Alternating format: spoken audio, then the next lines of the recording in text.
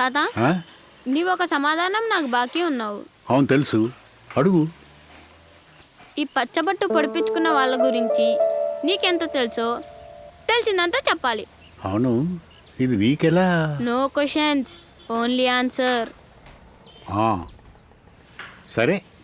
ఇది మన పిచ్చయ్య కోణంలో ఉన్న అడవి జాతిలో అందరికన్నా వెనకబడ్డ జాతి వాళ్ళది.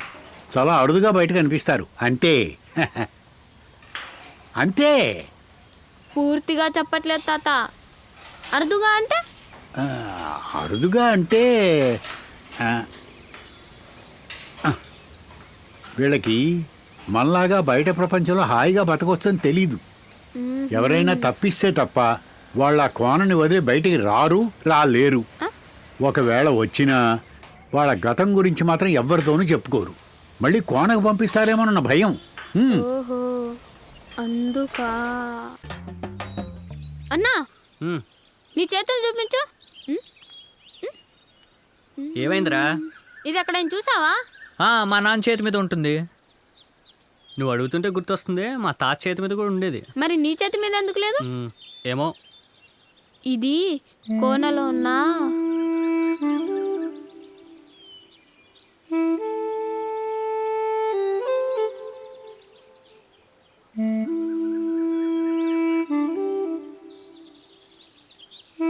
ఇవన్నీ నీకెలా తెలుసు? కొన్ని తాతనడి తెలుసుకున్నా, కొన్ని కనుక్కున్నా. పదండ్రా.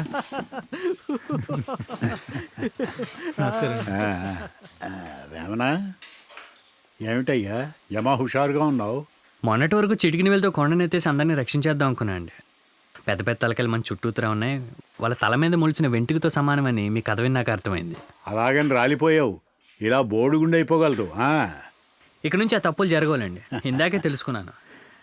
నా స్వేచ్ఛ కూడా ఎవరో మీలాంటి వాళ్ళ పుణ్యమే అని.